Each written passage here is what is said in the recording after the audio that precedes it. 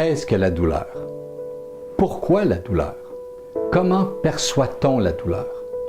Pourquoi certaines personnes sont plus tolérantes et d'autres moins à la douleur? Depuis la nuit des temps, l'humain se pose des questions et tente de comprendre la douleur. L'humanité est demeurée ignorante des phénomènes de la douleur pour des milliers d'années. Ce n'est qu'au siècle dernier que la science a commencé à comprendre la douleur. La première définition officielle de la douleur n'a d'ailleurs été élaborée qu'en 1979. Au cours des dernières décennies, la science tente de rattraper le temps perdu et des études sont publiées en abondance tous les mois. Conséquemment, il y a un nombre effarant de cliniciens et de thérapeutes qui ne sont même pas à jour et qui fournissent des explications qui relèvent davantage du folklore que de la science. Qu'est-ce que ça veut dire pour vous? Avec l'engorgement du système de la santé, vous êtes de plus en plus laissé à vous-même. Vous n'avez donc comme choix que de devenir des consommateurs avertis, des patients avisés et des décideurs autonomes. Pour cela, vous devez vous informer, mieux comprendre pour prendre des décisions éclairées, reprendre vous-même le contrôle de votre destinée. Vous pouvez toujours faire vos recherches sur Internet, mais comment différencier l'information qui est fiable et celle qui ne l'est pas? Difficile. Par exemple, si vous tapez le mot « douleur » dans le moteur de recherche Google, vous allez obtenir plus de 50 millions d'entrées, pas de pages, d'entrées. Et essayez même pas avec le mot anglais « pain » parce que vous allez devoir naviguer sur plus de 767 millions d'entrées et je ne sais pas combien de milliards de pages. Pour que vous soyez bien informé, ça prend quelqu'un qui va colliger l'information, qui va la digérer et qui va la vulgariser. Je suis le Dr Yves Bélanger, chiropraticien, et c'est exactement ce que j'ai fait pour vous.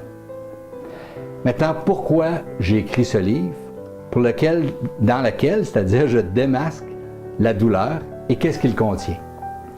Premièrement, pourquoi? Au milieu des années 90, un de mes patients et amis s'est enlevé la vie parce qu'il vivait trop de douleur et trop de souffrance. Cet épisode a été un moment charnière pour moi. Je me suis intéressé davantage au phénomène non seulement de la douleur, mais aussi de la souffrance. Depuis, de façon presque obsessive, je tente de comprendre la douleur et la souffrance. En plus, depuis une quinzaine d'années, je vois dans ma clinique de plus en plus de personnes qui souffrent et qui ont sérieusement besoin d'aide. Ce sont des personnes qui souffrent de douleurs chroniques au dos ou au cou, qui souffrent de maux de tête ou de fibromyalgie et de migraines qui prennent leur origine au niveau de la colonne cervicale, au niveau du cou. Je les entends poser beaucoup de questions. Je les sens inquiets, insécures face aux décisions à prendre. C'est à partir de ces constatations que l'idée d'écrire un livre sur la douleur a germé dans ma tête.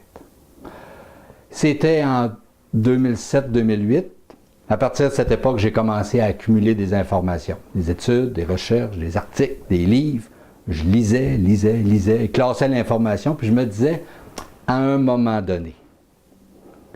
En plus, lorsque je regardais les livres qui étaient publiés sur le sujet de la douleur, je ne trouvais pas de livre qui intégrait toute l'information de façon vulgarisée et dans un langage précis. Bon, il y avait certes des livres qui étaient écrits dans un langage compliqué, inaccessible puis incompréhensible, surtout pour le commun des mortels qui souffrent. Il y en avait d'autres qui étaient écrits d'une façon tellement simpliste et superficielle qui ne reflétaient pas le sérieux que représentent les douleurs et la souffrance chronique. Il y en avait d'autres qui étaient écrits tellement de façon générale qui n'offraient même pas d'outils pour que vous preniez ou pour que vous puissiez prendre votre cas en main. D'autres touchaient des sujets beaucoup trop pointus pour que vous puissiez avoir même suffisamment d'informations pour devenir un patient avisé. Vous auriez dû lire 5, 6, 7, 10 livres. Puis enfin, il y avait certains livres qui étaient davantage des pamphlets publicitaires pour promouvoir la clinique de l'auteur. Devant ces constatations, j'ai décidé de me lancer dans l'écriture d'un livre qui serait un outil de référence autant pour les personnes qui souffrent que pour les cliniciens qui désirent avoir une vision plus générale du phénomène de la douleur. Et là, c'était une partie du défi. Je devais utiliser un langage précis, mais simple, facile à comprendre, même pour un non-initié. J'ai aussi pris la décision de faire le tour du sujet et de tout condenser dans un seul ouvrage. Avec le volume d'informations que j'avais, j'aurais pu répartir toute mon information en 3 livres d'à peu près 150 pages. J'ai choisi de le mettre dans un seul volume. Oui, il est plus gros, mais tout est là. C'est pour ça que je dis qu'il s'agit d'un livre de référence. Ce que ça veut dire pour vous, vous n'aurez pas besoin d'acheter une dizaine de livres pour comprendre les douleurs qui vous affligent. Pour écrire ce livre, je me suis appuyé sur 529 références scientifiques qui regroupent plus de 1365 chercheurs.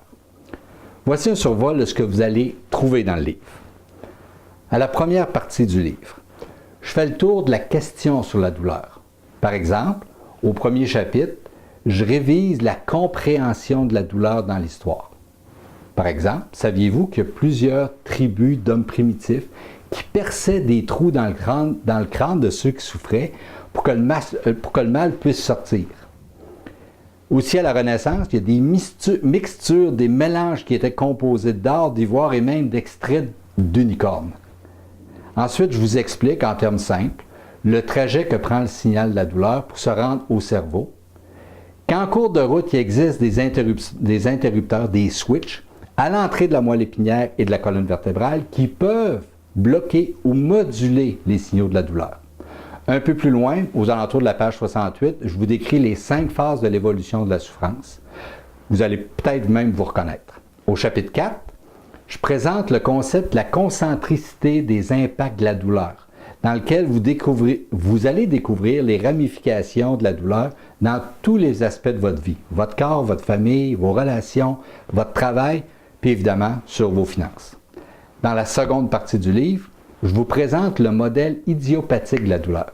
Il s'agit d'un modèle qui est basé sur les théories de la communication que j'ai développé où sont intégrés tous les aspects qui ont une influence sur la perception de vos douleurs. Tout est intégré. Les prédispositions à la douleur, votre posture, le stress, votre sexe, même votre origine ethnique, les présuppositions qui influencent vos douleurs, principalement vos croyances, vos attitudes, le diagnostic que vous avez reçu et même les croyances de votre docteur.